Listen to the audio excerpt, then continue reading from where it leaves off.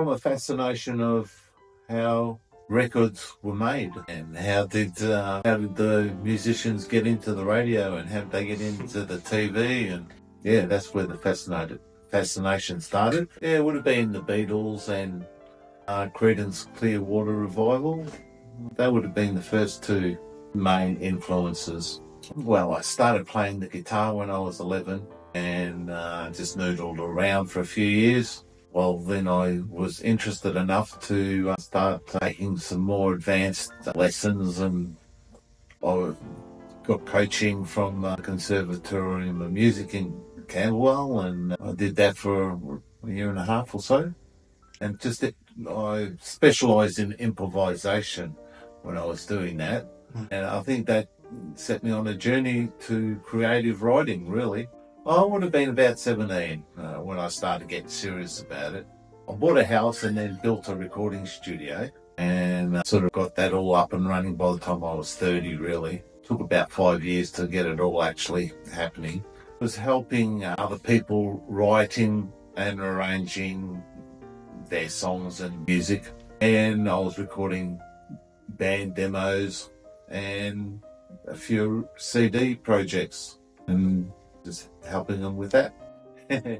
Well, there was a band called Flashback that did old 50s and 60s stuff, and they'd been around for 30 years or more, and they were sort of getting to a retirement age, and I was starting to get ready to give it away, and they just wanted a memento CD, and that was 20 tracks, you know. It was a big project, that one. I did work with a few well-known people, but yeah, you're not going to drop any names? Not really. I'm not they're just projects that they had. I just helped them with them, and it was whether they went anywhere, I'm not too sure. I'm not sure where they went or how far they went with those ideas and stuff. Yeah. I never followed up a lot of the stuff. I think a lot of it had potential. Like, I helped the guy, he was entering a competition, a songwriting competition for the horse racing industry, and that was a good project. So then they weren't all sort of about making hits, or I just did the work as long as the money was there. I wasn't sort of too fixed on getting famous people, although, as I said, I did work with a few that was well known, like Mick Dealing. There was a couple of others, but maybe they weren't household names, though. That was good fun. Well, I suppose there's a few small issues being visually impaired, so I had an assistant. There was a few things that were a little bit difficult, but most things I was able to do, but a few issues here and there. So it was good to have an assistant. Well, with the old school equipment, there was sort of like, all tape machines. So that part was easy. I first started with reel-to-reels, and then really was very desperate to get into the digital domain. As soon as CDs came out in the early 80s, I said, yes, this is the future. We've got to be able to record in digital format, so there's no noise. Because I'm big on no noise. And all the analog tape machines, they made too much noise for my liking, and it was always an issue. So anyway, so the digital formats came out, and I started using digital tapes, multi-track, and that part wasn't too hard, but they did have digital menus.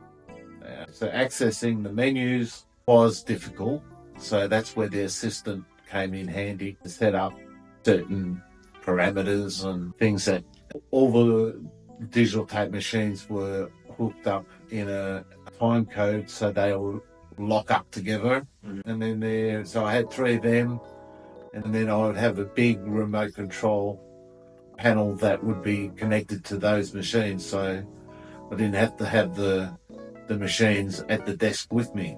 So that was good for its time. It became very cumbersome and just wasn't an efficient way. In the end, it was a very clumsy system, and sort of got tired and had to really start looking at using computer systems, which had its difficulties as well. Since then, I've been actually focusing on live performing and entertaining, where in the early days that wasn't a point of focus. I've just been more focused on entertaining and live performing. Not so much writing and arranging as much as I used to do, but the potential's still there. Well, I'm really focused on the classic pop rock. Some memories from 60s, 70s, 80s, the wonder years, the golden years, where there was such a wide variety of great tunes. So I sort of focus more on those type of tracks, whether they're power ballads or up-tempo rockin' type of tunes. But depending on the type of job, really. Some jobs are more laid-back sort of jobs where people are just more background music and chilling out type of stuff. And then you got the more party, danceable tunes that they want to hear and tap their toes and boogie. Well, unfortunately, really, hooks and riffs have gone by the wayside, and good tunes. And I think that's what really made the golden era, all the hooks and riffs. And unfortunately, all the combinations have really been resourced. There's not many combinations left to be used, and when people rehash them and try and make them new, they're not really sounding new anymore. So therefore, capturing the same kind of vibe and spirit and emotions that all the old stuff used to have it's much harder for the newer generations of musicians coming along. It's really sad to see, but it's harder for them to come up with new, original, fresh ideas. So good luck. I usually come up with a flavour and a combination of sounds of instruments, and I might see them in colours and then try and play with those sort of instrument sounds, and usually just come up with riffs and ideas and how those particular instruments can come together.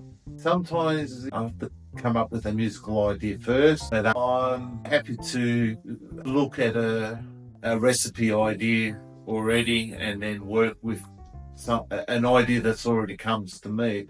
Someone comes with a recipe to me, I can work with that too. So they might come with lyrics and a tune, and then I'll be asking them what sort of feel and genre do they want this to fall into.